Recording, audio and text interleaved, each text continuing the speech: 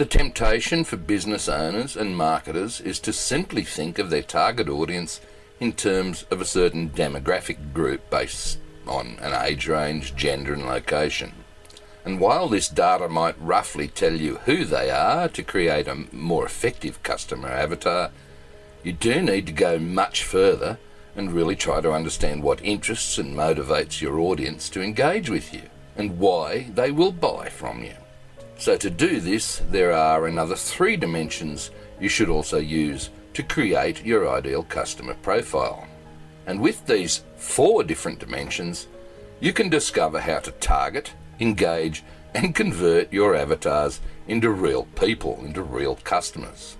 Coming up are some customer avatar questions that will give you a real head start in shaping your avatar and the ideal customer profile. These questions are structured around these 4 dimensions of a customer avatar. When answering them, you really need to step into the shoes of your avatar profile and really think about how they would answer them. Now this may seem obvious, but it's not quite as easy as it may seem. And for many business owners, it's very difficult to think, behave and act like their customers. Consequently, you might find it useful to initially go through all the customer avatar questions and produce a rough draft based on an outline of your avatar, and then go through them a second time once you've got a clearer mental picture of your ideal customer profile. And as you progress through the questions, you'll find that in order to answer them, you need to start to dig into your avatar's character and personality. Remember, your avatar needs to be based on a single person and not on a group of people, so your answers should be very specific. So let's start with the first and most common of these, the first dimension, demographics. Customer demographics are generally the starting point for the creation of any customer profile or avatar. Basically, the questions to build a demographic profile are all around functional or factual data. For example, how old is your ideal customer? Are they male or female? Where do they live? What job title do they have? What's their financial situation, etc.? Now this information is always a good starting point, but it really only skims the very surface of the profile you need to create in an online world. So the demographics identify who we are targeting. The demographics dimension tells us about who these people are, and this data will be essential when we start to think about who we are targeting. So here are the questions. The first one, who are they? Name, age, gender, location, etc. 2, what is their home life like? Are they married, single, children, pets, etc.? 3, what is their work life? Job role, status, company type. 4, what is their financial status? Income, assets, are they a homeowner, etc. The second dimension is interests, and this dimension helps us identify where our potential ideal customer can be found. What are their interests, either professionally or personally? Who do they connect with? And who are their influences? What magazines do they read, or what website do they regularly visit? What communities or groups are they members of? If we know more about the interests and influences of our audience, then we can start to create messages to attract their attention. So interests define how we might reach our ideal customers. Within this dimension, we explore what interests our audience has. What are their hobbies or pastimes, professional or personal interests? We need to understand where we might find more of our customer avatar or ideal customers. If we know where they hang out, then we can understand how to connect with them and ensure our messages are really targeted. So the questions you'd use here would be number 5, what are their business or professional interests? Education, training perhaps. Number 6, how do they spend their leisure time? Sports, leisure, social interests. Number 7, where do they go? Stores, clubs, events, groups, both online and offline. And question 8, who do they hang out with or follow? Any media, brands, personalities, etc. The third dimension of your customer avatar is pains. This dimension asks questions about their challenges and frustrations. This is both in their daily lives and also with specific reference to your product or service. And also, what are their preconceptions? What are the negative connotations associated with your product or service? What sort of bad experiences may they have had in the past? What are they currently thinking or feeling? So pains clarify the what of what will engage them. With these questions, you need to think from their perspective and viewpoint and relate your answers to how your avatar responds to your specific product or service offering, or the general product or industry category. And by understanding more of your avatar's pains and frustrations, you can more effectively engage with them. And the questions are, number 9, what are their most pressing challenges? What's causing an issue today or right now? Number 10, what are their biggest frustrations? What are the big problems that are getting in their way? 11, what are their likely or most common objections? What are the most obvious negative points about your product or category? And 12, who or what influences their decisions? Where do the pressures come from?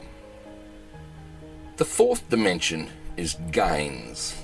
This dimension is all about your ideal customers' dreams, their aspirations or desired outcomes. So, what result or results are they looking for with regards to your product or service? What would be a good outcome for your prospective customers from engaging with your business and products and services? How will it impact their lives or experiences of what they enjoy doing? So gains, will these understand the why they will buy? Once again, with these customer avatar questions, you need to relate your answers to how your avatar responds to your specific product or service offering, or in general the product or industry category that you're in. These questions are all about understanding their desired outcome, which will help us to deliver messages and propositions that are specific to results they are looking for. Question 13. What specific result or outcome are they looking for? What would good look like for them? Question 14. How does it make them feel? What are the emotional responses associated with that result? 15. What does their purchase of your product or service say about them in terms of their personality and character?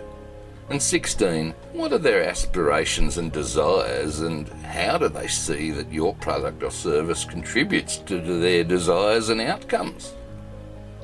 So by using these 16 questions, you can create your ideal customer avatar. And by leveraging this four-dimensional customer avatar, you can create more powerful marketing messages that meet real market needs. With the complete picture of your ideal customer avatar, you can more effectively target, attract, engage, and convert more of your ideal customers. Your avatar will help you with accurate targeting. The demographics dimension will enable you to understand who your audience is and where you need to be placing your messages in order to effectively target them.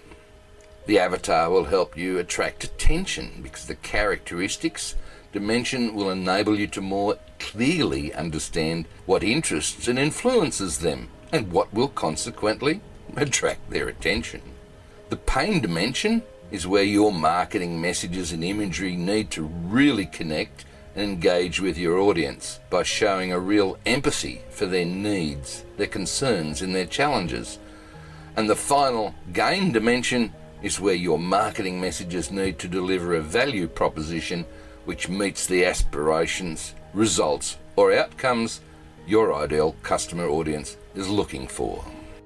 When you have real clarity about your ideal customer avatar, you can more quickly and easily develop messaging that you know will target, attract, engage and convert more of your ideal customers.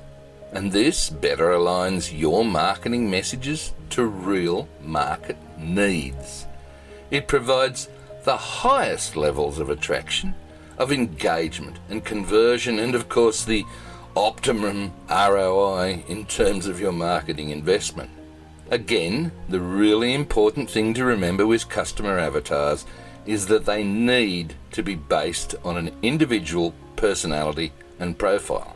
You should start by giving them a name and specific age and build out their characteristics and behaviours from this simple starting point using all those questions we had earlier. And also remember, when you ask people questions, they might just tell you what they think you want to hear. And we all know how that's going to end. And that's with you, standing there, waving your arms around, yelling, But you said this is what you wanted, after they led you down the garden path and then headed off to a different pasture. So you should have your ideal customer avatar in mind every time you create a blog post, a video, a podcast, a lead magnet, etc. Every time you create new copy for email marketing, ads or sales letters, and every time you develop new products or services. Take the effort to focus on your customer and understand things from their perspective. What does your customer need to know? What might they struggle with? What objections could they have about a product or service or message? Do this, and you'll find you have a much greater chance of converting them into one of your ideal customers. And when you meet the needs of your customer, you'll also have a very positive impact on your bottom line.